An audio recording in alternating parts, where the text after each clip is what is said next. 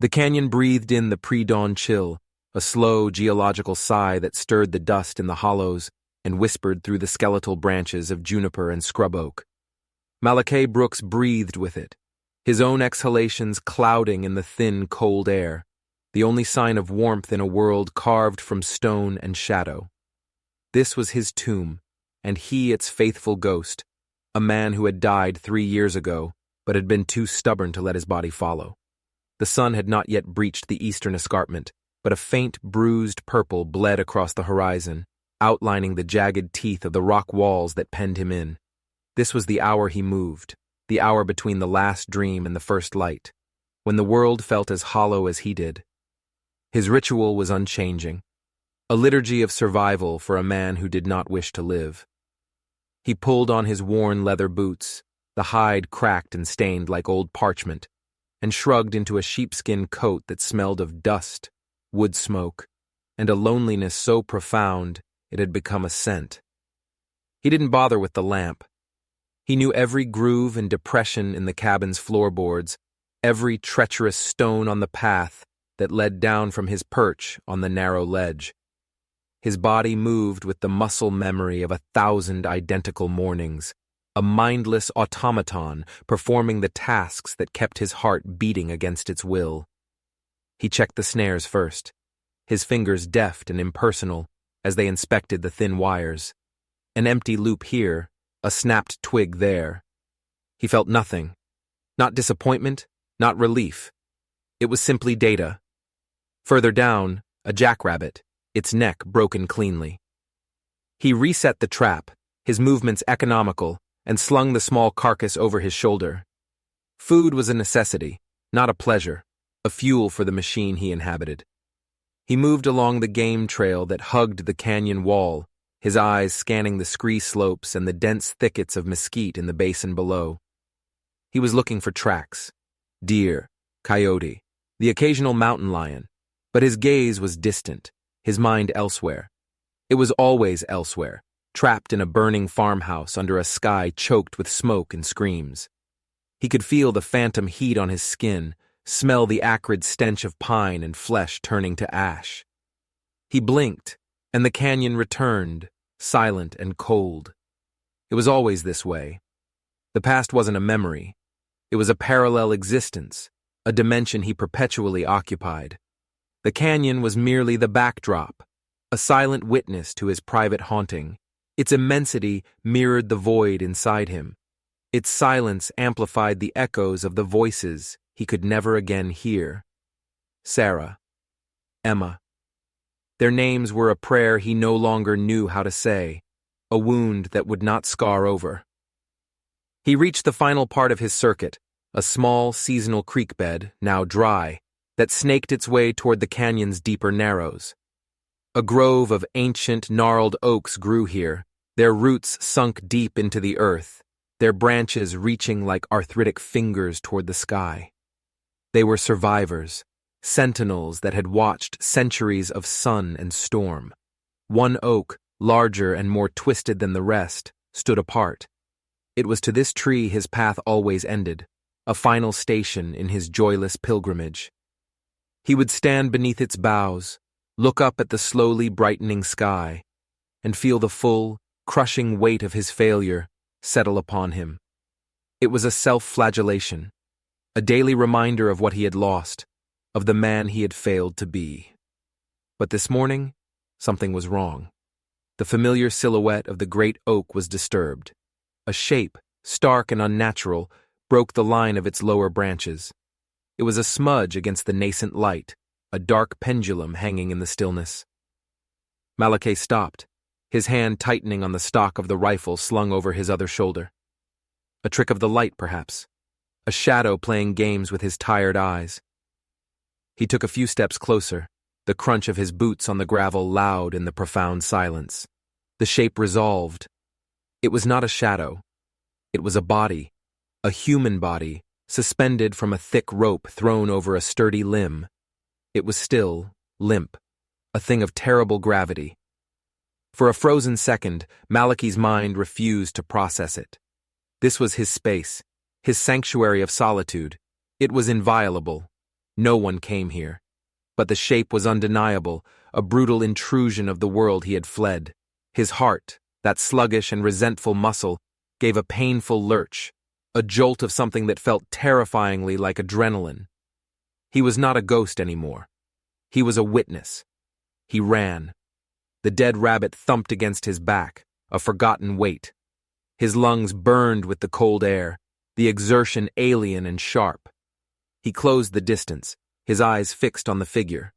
A woman. Her head was slumped to one side, a curtain of dark hair obscuring her face. She wore a simple, light-colored dress, now torn and dirt-streaked, a flag of surrender in the gloom. The rope was thick, tied with a crude but effective knot around her neck. He skidded to a halt at the base of the tree, his breath coming in ragged gasps. He looked for any sign of life, a twitch, a tremor, but there was nothing. Just the gentle, mocking sway of the body in the morning's first breeze. Rage, cold and pure, surged through him, not at the woman but at the intrusion, at the violence. This was his place of quiet decay, and someone had dared to desecrate it with their own despair, or worse, their cruelty. He scanned the ground, a single set of frantic, scuffed tracks leading from the west, hers, a kicked-over rock. The rope was new, this was recent, terribly recent. He reached out a trembling hand, not to touch her, but to touch the rope, to feel its stark reality. As his fingers brushed against the coarse fibers, he saw it. A faint, almost imperceptible flutter of the fabric at her chest. He blinked, convinced it was a phantom, another trick of his guilt-ridden mind. He stared, holding his breath. There it was again, a tiny, spasmodic rise and fall. A breath. Or the echo of one. She was alive. The word hit him like a physical blow, knocking the air from his lungs. Alive. The ghost was being commanded to act. The part of him that had courted death for 3 years recoiled in horror. But another, deeper instinct took over, a vestige of the man he used to be. The man who was a husband, a father, a protector, an instinct he had failed so catastrophically. He didn't think. He holstered the rifle and drew the heavy hunting knife from the sheath on his belt. The blade, honed to a razor's edge for skinning game, glinted in the gray light. He couldn't climb the tree fast enough. He looked around, his mind racing. A large fallen branch lay nearby. He dragged it, his muscles screaming in protest, and propped it against the massive trunk. It was unstable, but it would have to do. He scrambled up, the rough bark tearing at his hands. He balanced precariously, reaching for the limb she hung from.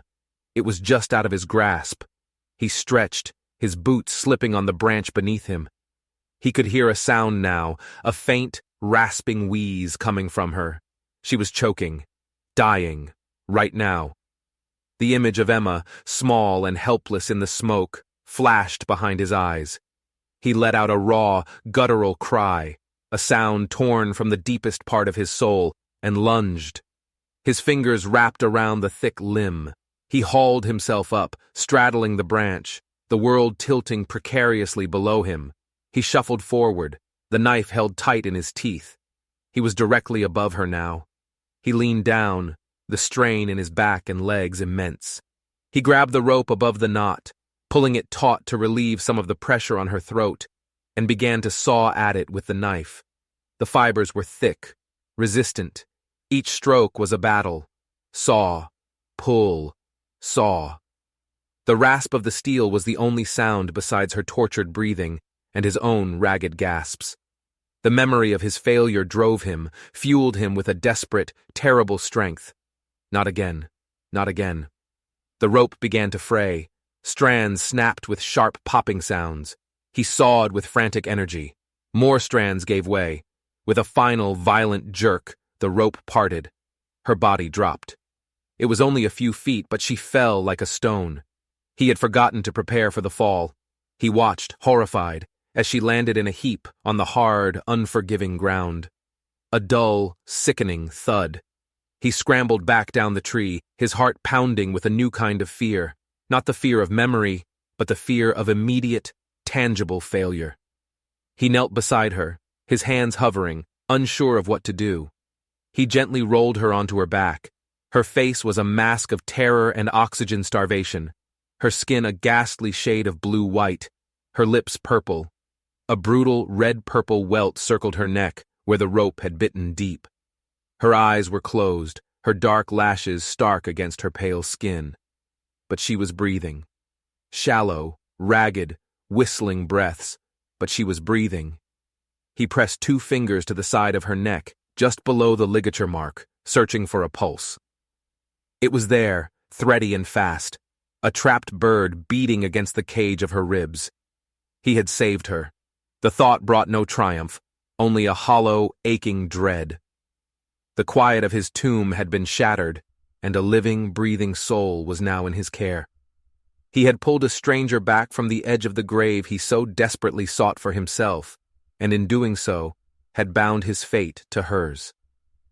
He looked up at the canyon walls, now gilded with the first rays of the rising sun. They no longer looked like a sanctuary. They looked like the walls of a trap. He gathered her into his arms. She was lighter than he expected, a fragile collection of bones and desperation. As he lifted her, her head lolled back, and a small silver locket fell from the collar of her dress, swinging for a moment before coming to rest against her still chest. He started the long, slow walk back to his cabin, carrying the world he had tried to escape. The ghost was walking home, and he was no longer alone. The cabin was a cell of his own making, stripped bare of comfort and memory. A single cot, a rough-hewn table, 1 chair, a stone hearth. The walls were unadorned, the wood scrubbed clean as if to erase any trace of a life lived within them. The only personal effects were contained in a small, locked wooden chest that sat under the cot like a casket. He laid the unconscious woman gently on the cot, the only soft surface in the entire structure. Her head sank into the thin pillow, and a soft moan escaped her lips. The sound was an intrusion, a note of vulnerability in a space dedicated to numb stoicism. He worked with a detached efficiency, the part of him that knew how to fix things, traps, tools, broken lives, taking over. He stoked the embers in the hearth, adding kindling until a small, determined flame flickered to life. He filled a kettle with water from the rain barrel outside and set it on a hook over the fire. While it heated, he examined her more closely. She was young, perhaps not yet 20. Despite the dirt and the terror etched onto her features, there was a fineness to her bones, a resilience in the set of her jaw, even in unconsciousness. The rope burn on her neck was raw and angry. He gently cleaned it with a cloth, soaked in warm water, his touch clumsy, unused to tenderness. She winced in her sleep, a small, pained sound that twisted something deep in his gut. He found the wound on the back of her head where she had struck the ground. It was a nasty gash, already swelling, but the bleeding had mostly stopped. He cleaned it as well, his movements slow and deliberate. He was a man relearning a forgotten language, the language of care. For 3 years, his hands had only known the heft of an axe, the cold steel of a rifle, the grit of stone. Now they were relearning the weight of a human life. When he was done, he pulled the single rough wool blanket over her, tucking it around her shoulders. He retreated to the far side of the small room, taking the single chair and placing it by the wall, as far from the cot as possible. He sat, the rifle across his lap, and watched her. The sun climbed higher, flooding the canyon with a harsh, revealing light. Dust motes danced in the sunbeams that slanted through the cabin's single window. Hours passed. The fire crackled. The woman slept, her breathing slowly deepening, evening out. Malachi did not move. He was a sentinel, a guard posted at the border of his own isolation. He watched her, and in the lines of her face, he saw ghosts. He saw the curve of Sarah's cheek, the stubborn set of Emma's chin. The comparison was an agony, a knife twisting in the old wound. He had failed to protect them. He had watched his world burn, and he had done nothing but survive. A curse. Survival was his curse. And now, this. A second chance he had not asked for, and did not want. A test he was certain he would fail. His gaze fell upon the small wooden chest beneath the cot. Inside, nestled in worn felt, were the only two things he had salvaged from the fire. A tintype photograph of Sarah, her smile serene and knowing, and another of Emma, gap-toothed and beaming, holding a fistful of wildflowers. Beside them lay Sarah's pistol, a Colt Peacemaker with a pearl handle, an object he hadn't touched since the day he'd packed it. They were relics of a buried life, talismans of his guilt. Looking at the sleeping woman, he felt a terrifying premonition. He had saved her from the rope, but what had he saved her for? What predator had driven her to such desperation in his canyon? Late in the afternoon, she stirred. Her eyelids fluttered, then opened. They were a startling clear blue, now wide with confusion and fear. She tried to sit up, a sharp cry of pain escaping her as her muscles protested.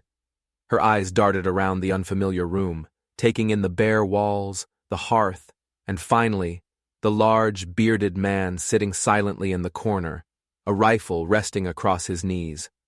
Terror seized her. She scrambled backward on the cot, pressing herself against the wall, her hand flying to her throat.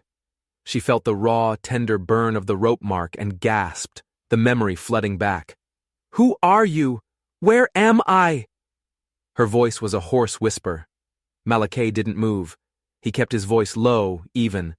"You're safe. I found you." "Found me?" she repeated, her eyes wild. The tree, the rope, the blackness. It came back in jagged pieces. She looked at him, at his rough appearance, the isolation of the cabin. She had escaped one monster only to be captured by another. "Let me go." "There's nowhere for you to go," he said, his tone flat, "and you're in no condition to travel." "You don't understand," she pleaded, tears welling in her eyes. "He'll find me. They'll be looking for me." "Who will?" Malachi asked, his posture unchanging. She hesitated, fear warring with desperation.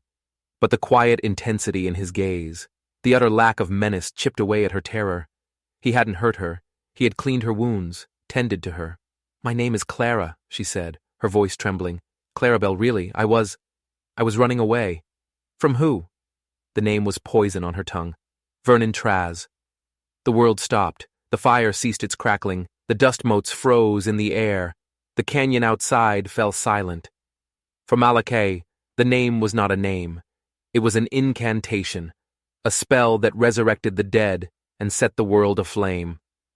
It was the name of the man who had wanted his land, the man who had sent riders with torches when he wouldn't sell, the man whose greed had orphaned him, widowed him, and burned his life to the ground.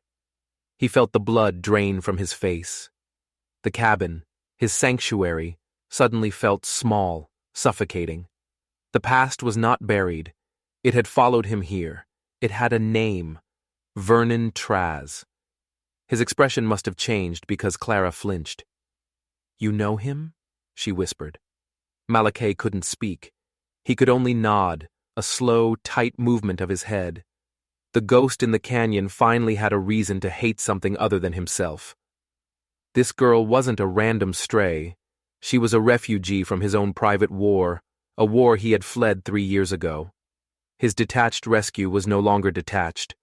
It was personal. It was a reckoning. Clara saw the recognition, the flicker of a shared history of pain in his eyes, and the dam of her composure broke. The story tumbled out of her in a torrent of whispered, desperate words.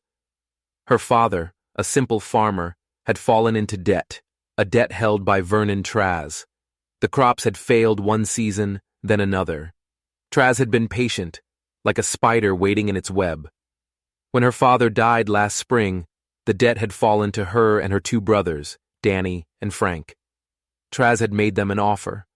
Forgive the debt, let them keep the farm, in exchange for one thing, her hand in marriage. "He's a cruel man," she choked out, her hands twisting in the blanket. "He touches things like he owns them, like they have no right to resist. My brothers, they told me to run. They said they would try to hold him off, to create a diversion. They told me to head for the mountains, to lose myself. But his men, they were everywhere."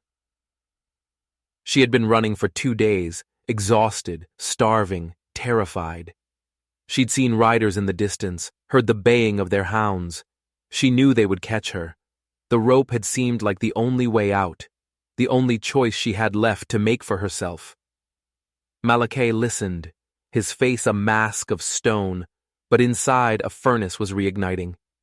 Every word she spoke was a shovelful of hot coals dumped onto the embers of his old life.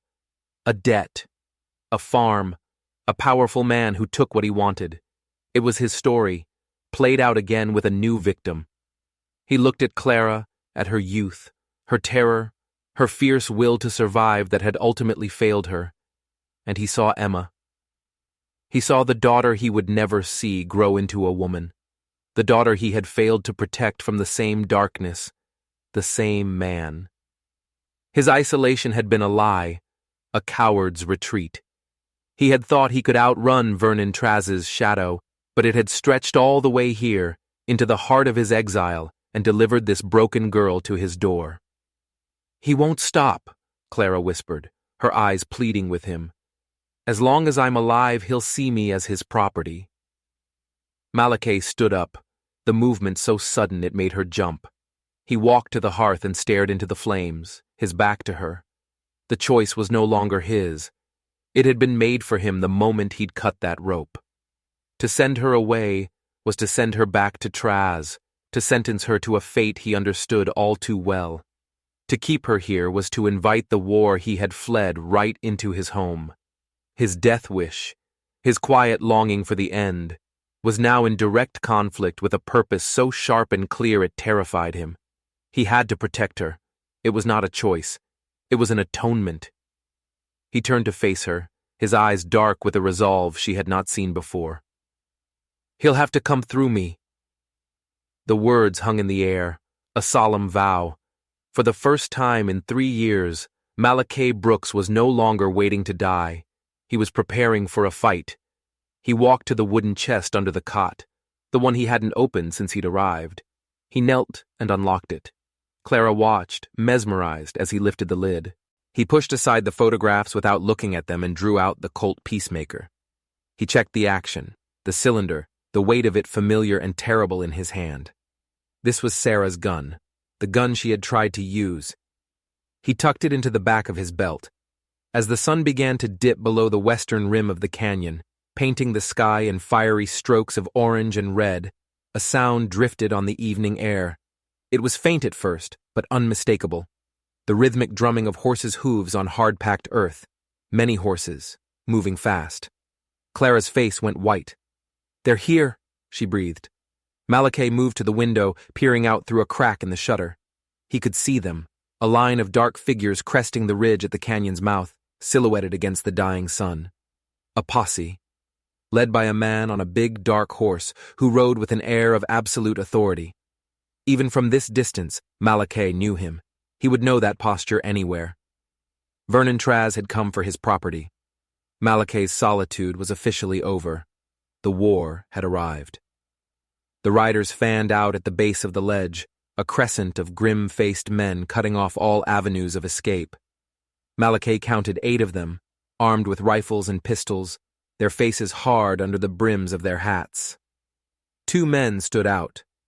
One was Vernon Traz, astride a powerful black stallion, his bulk filling the saddle, his face a mask of arrogant displeasure. The other, sitting his horse with a silver star glinting on his vest, was Sheriff Dalton Kane, Vernon's cousin and his legal cudgel. Kane was the reason Traz had never faced justice for the fire, the reason Malachi had been forced to flee like a criminal from the ruins of his own life. The sight of them together, here, in his last refuge, stirred a venomous rage in Malachi's blood. "Malachi Brooks!" Vernon's voice boomed across the clearing, the sound and obscenity in the sacred silence of the canyon. "I know you're in there, you coward. I know you have what belongs to me. Send the girl out, and I might just let you rot in this hole you've dug for yourself." Malachi remained silent, his eyes narrowed, watching from the darkness of the cabin. Clara huddled by the hearth, her hands clasped so tightly, her knuckles were white. "Don't let him take me," she pleaded in a whisper. "He's not taking you," Malachi said, his voice a low growl. He was no longer the hollow man from that morning. The confrontation had given him a terrible, crystalline focus. This was not a negotiation. It was a final stand.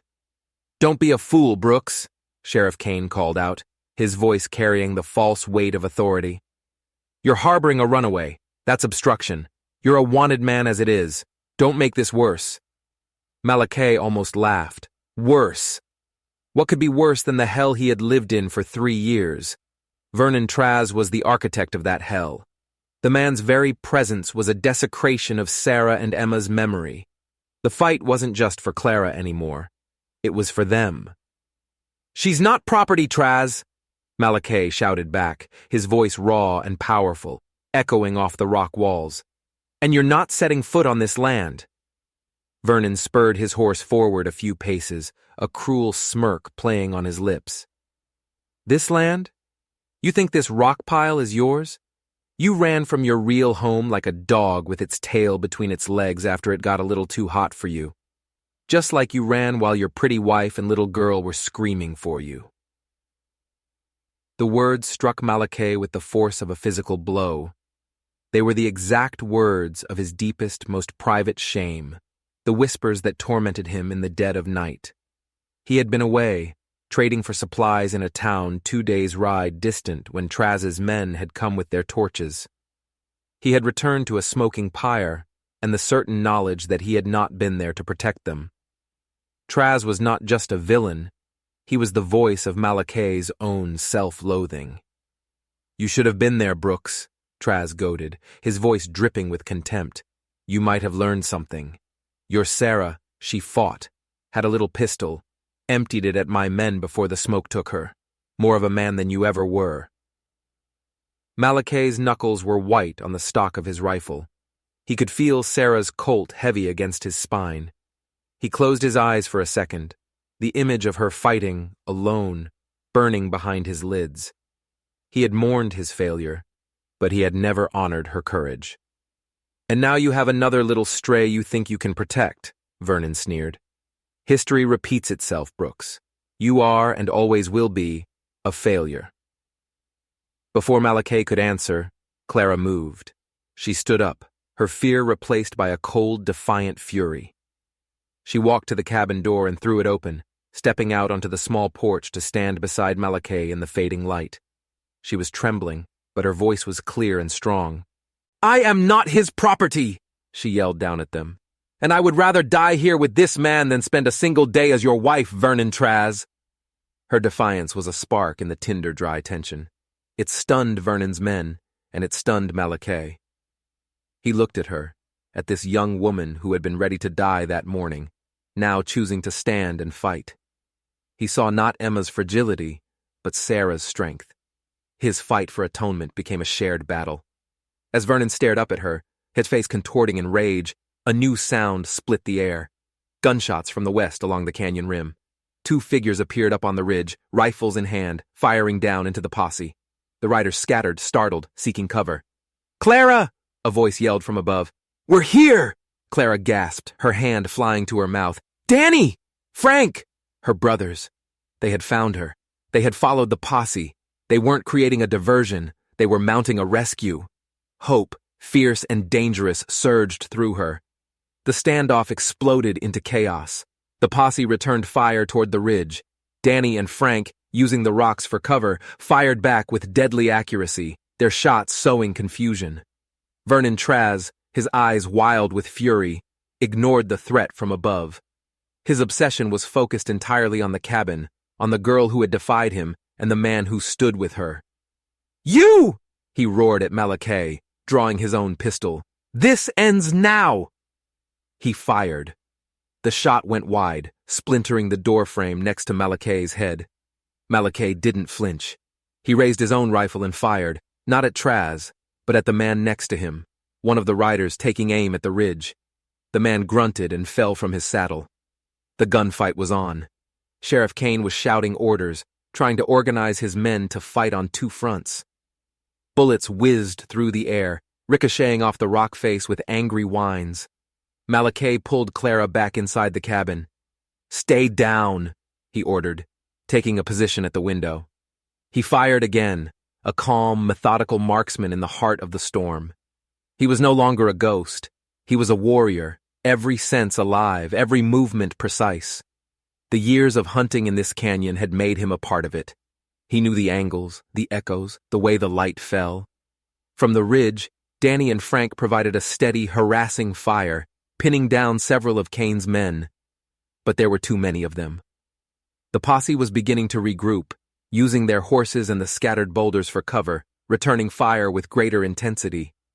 A bullet punched through the cabin wall near Clara's head, showering her with splinters. Malachi saw Vernon Traz dismount, using his dead horse as a barricade. He was reloading, his face a mask of murderous intent. Their eyes met across the 100 yards of contested ground. This was the nexus of it all. Everything came down to this man.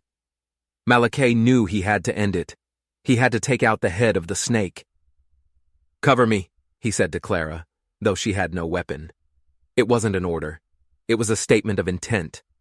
He moved to the other side of the cabin, kicking open the heavy rear shutter that looked out over a steep drop.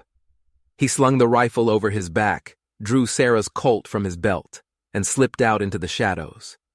He moved along the narrow ledge, silent as a cat, using the outcroppings of rock as cover. The main firefight was at the front of the cabin, the attention of the posse divided between the cabin and the ridge. No one was watching the flank. He worked his way around, the sounds of the gunfight echoing in his ears. He could see Traz now, crouched behind his horse, firing methodical shots at the cabin door. Kane was directing 2 men to circle around toward the ridge to get a better angle on Clara's brothers. Time was running out. Malachi found his spot, a cluster of boulders 50 yards to Traz's side. He knelt, took a steadying breath, and raised the Colt. The pearl handle was cool and smooth in his hand. He lined up the sights on Vernon's broad back. This wasn't for the farm. It wasn't for the money. It was for Sarah. For Emma. It was the shot he should have been there to take 3 years ago. He squeezed the trigger. The Colt barked, the sound sharp and distinct amidst the cacophony. Vernon Traz stiffened, a dark stain blossoming on the back of his coat. He staggered, turning, his eyes wide with surprise and pain. He saw Malachi. He raised his own pistol, his hands shaking. Malachi fired again. The second shot struck Traz in the chest. He dropped his gun, clutching at the wound, a look of disbelief on his face.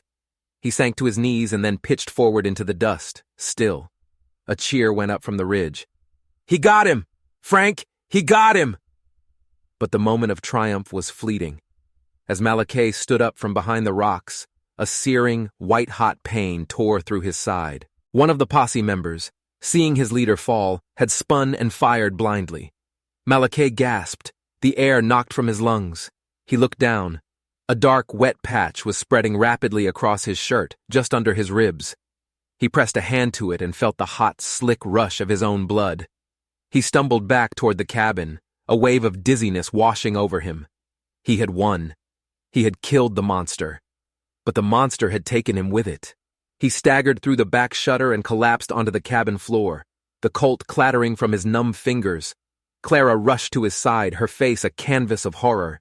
"You're hit!" she cried, trying to press her hands against the wound to stop the bleeding. "It's bad," he grunted, the pain a roaring fire in his side.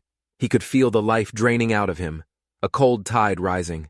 He had won the battle for his past, but he knew with chilling certainty that he had just lost the war for his future. Outside, the shooting intensified. Sheriff Kane, his face contorted with rage at the sight of his cousin's body, was screaming orders. The fight was far from over. Malachi was dying, and they were all still trapped. The world had shrunk to the 4 walls of the cabin and the roaring fire in Malachi's side. The initial chaotic volleys of the gunfight had settled into a grim, patient siege. Outside, Sheriff Kane, his grief curdled into a cold, methodical fury, had his men spread out, their rifles trained on every window and door. The sun had set completely, and the canyon was plunged into a deep, star-pricked darkness, the only light coming from the flickering flames in the cabin's hearth and the occasional muzzle flash that lit up the scene in a demonic strobe. Clara had managed to get Malachi onto the cot, his back propped against the wall. She had torn strips from her dress to make a crude bandage, but it was already soaked through with blood. His breathing was shallow, each inhalation a sharp, painful gasp. His skin was pale and clammy, his eyes clouded with pain. "He's lost too much blood." Frank's voice came from the darkness outside the front door. He and Danny had used the deepening shadows and the posse's momentary disarray after Vernon's death to scramble down from the ridge and join them in the cabin. Now the three of them, Clara, Danny, and Frank, were trapped with a dying man. "We're pinned," Danny added, his voice tight with frustration. He peered through a crack in the shutter. "Kane's got us boxed in, no way out." "Brooks! Malachi Brooks!" Kane's voice sliced through the night, cold and final. "It's over. Your friend Traz is dead. You're a murderer. Throw your weapons out and surrender. I'll see you get a trial before you hang. That's more than you gave my cousin." "Hang." The word echoed in the small cabin. Malachi looked at Clara, her face illuminated by the firelight, streaked with dirt and tears but set with a hard, defiant resolve. He saw her brothers, boys forced to become men in the space of a single day, their knuckles white on their rifles. He had brought them here. His fight had become their trap, a public hanging, the ultimate degradation, his death, a spectacle for the very people who had allowed Traz to flourish. No, that was not how his story would end. His gaze drifted to the small wooden chest he had opened earlier. He had pushed the photographs aside to get to the gun. Now, his eyes sought them. "Clara," he rasped, his voice barely a whisper. She knelt beside him. "The chest, under the cot. Open it." Confused, she reached under the cot and pulled the small box onto her lap. She lifted the lid. Inside, resting on the worn felt, were the two tintypes. She picked up the one of a smiling woman with kind, intelligent eyes. "Sarah," Malachi breathed. "My wife." Clara then picked up the other, the image of a little girl with a bright, fearless grin. "Emma, my daughter." The pieces of his story clicked into place for her. The profound, bottomless grief in his eyes, the isolation, the fury he'd unleashed on Vernon Traz. It wasn't just land. It was this. It was them. "This is what he took from you," she whispered, her own heart aching for him. "He didn't just take them," Malachi said, a strange clarity cutting through the haze of pain. "He took me from them. I wasn't there. I ran. I hid in this canyon, waiting to die, because I was too ashamed to live." He looked from the photographs in her hand to her face. "When I found you, at the tree, I saw her. I saw Emma. I thought I was getting a second chance to be the man I should have been." Tears streamed silently down Clara's cheeks.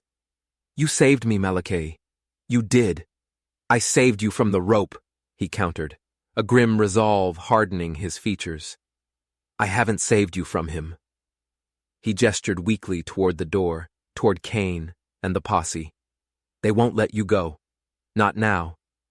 They'll take you back, or they'll kill you right here as witnesses." He looked at her brothers. "All of you."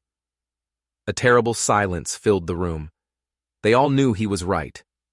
Kane wouldn't leave anyone alive to tell the story of how his cousin, the powerful Vernon Traz, was gunned down by a reclusive widower protecting a girl Traz had tried to enslave. Malachi's eyes moved from the photographs to a dark corner of the cabin, where a canvas tarp covered a stack of wooden crates. "There is a way," he said, his voice gaining a sliver of its former strength. "For you." Danny followed his gaze. "What's in the crates?" "The reason I chose this ledge," Malachi said. "It's an old mining claim.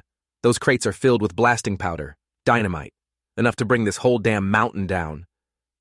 The realization dawned on them all, stark and horrifying. "No," Clara said immediately, shaking her head. "We're not leaving you." "You are," Malachi insisted. He reached out, his hand trembling, and took Sarah's Colt from where it lay on the cot. He pressed it into Clara's hand, closing her fingers around the pearl grip. Sarah fought with this. She didn't run. Now you fight with it. You live with it. His eyes bored into hers, filled with a desperate, loving urgency. Don't you let my story end with you in this cabin. Don't you dare. He saw the argument rising in her throat and cut her off. Listen to me. There's a fissure at the back of the cabin, behind the hearth. It's narrow, but it leads out to a small game trail on the far side of the ledge. Kane doesn't know it's there. My horse is tethered in the thicket at the bottom of that trail. Take him. Ride west. Don't stop until you're clear of this county. He then looked at Danny and Frank.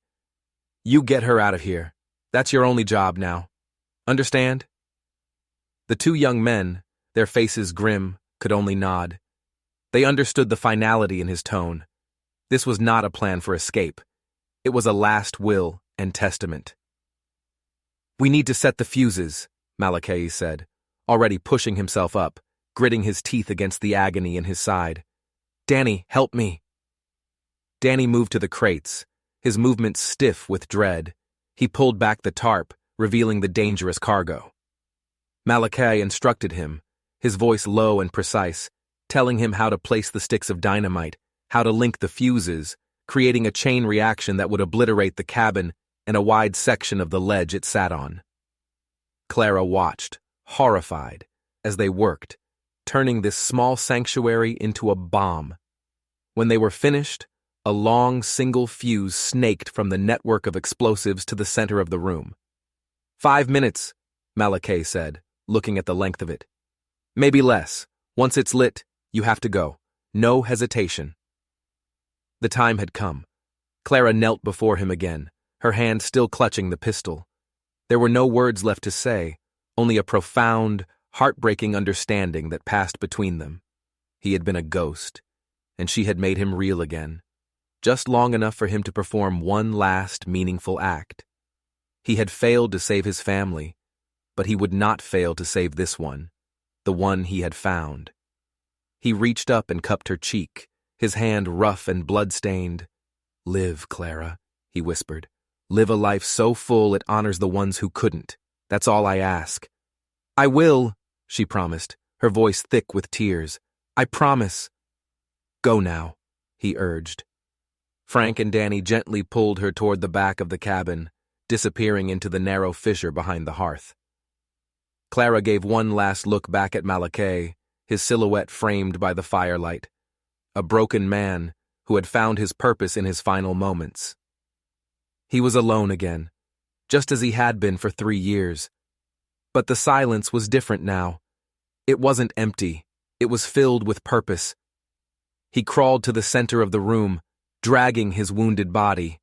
He pulled the tintype of Sarah and Emma from his pocket, the one Clara had left with him. He propped it against a rock on the floor where he could see it. Their smiles, frozen in time, looked back at him. He was not abandoning them. He was finally joining them, but not as a coward. As a protector. Surrender, Brooks, Kane's voice called one last time, impatient. This is your final chance. Malachi smiled, a genuine, peaceful smile. He pulled a match from his pocket and struck it against the stone floor. The small flame flared to life, bright and defiant in the gloom. He looked at the faces in the photograph. I'm coming home, Sarah, he whispered. He touched the flame to the end of the fuse. It sputtered, caught, and began to hiss, a snake of fire racing away from him into the darkness. He lay back on the floor, his eyes on the photograph, and waited. He had found his peace. Far below, Clara, Danny, and Frank stumbled out of the fissure onto the dark trail. They scrambled down the slope toward the thicket where Malachi's horse waited patiently. As they reached the horse, a sound split the night, a deafening, earth-shattering roar. They spun around and looked up. The ledge where the cabin had stood erupted in a blinding flash of white-hot light, a cleansing fireball that climbed into the night sky, momentarily turning the canyon into day. Rock and timber and flame were hurled into the air, a funeral pyre for a ghost and his demons. A wave of superheated air washed over them, followed by a shower of dust and pebbles. The entire rock face where Kane and his men had taken their positions collapsed in a massive, grinding avalanche of stone, a landslide that buried the posse and their hatred under tons of rock. The canyon, which had witnessed Malakay's grief, had become his tomb and the instrument of his final, perfect act of protection. Silence returned, absolute and profound. The only sound was the crackling of the distant secondary fires and the frantic pounding of their own hearts. Danny helped a stunned Clara onto the horse, then swung up behind her. Frank grabbed the reins, his face a mask of awe and sorrow. As they spurred the horse into a gallop, riding west into the darkness, away from the death and destruction, Clara looked back one last time. A column of thick gray smoke rose from the ruins, climbing straight and true into the star-filled sky, like a soul finally released from its earthly prison. She clutched the pearl-handled Colt in her hand, the weight of it a solid, tangible piece of the man who had given it to her. She understood then. Malakay Brooks hadn't just saved her from Vernon Traz, or from the posse, or even from the rope. He had saved himself from the canyon, from the silence, from the crushing weight of a past he couldn't outrun. His sacrifice wasn't an end, it was a transformation. Years passed. The dust settled in the canyon, and wildflowers, tenacious and bright, eventually grew over the scars in the rock. The story of the night the mountain fell became a local legend, a ghost story whispered around campfires, the details blurred and romanticized with time. But for Clara, the memory remained sharp, clear, and sacred. She had ridden west, just as he'd told her. She and her brothers had sold their farm and moved on, seeking a new life far from the reach of men like Vernon Traz. And they had found it. She stood on the porch of a small, sturdy house, the prairie stretching out before her under a vast open sky. The land was gentle here, forgiving. A child, a boy of about 5 with dark, serious eyes, ran toward her, holding up a fistful of dandelions. "For you, Mama," he said, his smile bright and fearless. She knelt and took the flowers, her heart swelling with a love so fierce it was a physical presence. "Thank you, Malakay," she said, her voice soft. He looked up at her, his expression curious. "Mama, will you tell me the story again?" "Which one, my love?" "The one about the man in the mountain," he said. "The one who gave you the pretty gun." She looked at the horizon, at the setting sun painting the clouds in shades of orange and red, the same colors that had filled the sky on that last day in the canyon. She pulled her son into her arms, the scent of sunshine and earth rising from his hair. "Yes," she said, her voice quiet and steady. "I'll tell you about the broken man who lived in a canyon. The man who taught me that some things aren't given. They are built, one splinter and scar at a time, and I'll tell you how he taught me the true meaning of sacrifice." She began the story, her words painting a picture of a silent canyon, a hollow man, and the violent redemptive act of love that had purchased the hard-earned peace she now lived in. His life had been a tragedy, but his death had become a legacy, a foundation. And in the telling of his story, in the naming of her son, she ensured that Malakay Brooks, the ghost of the canyon, was not forgotten. He had found his atonement, and in doing so, had given her a future he could never have for himself, a life built on the bedrock of his final, meaningful choice. His life had found its purpose in its end, and that purpose was now her peace, her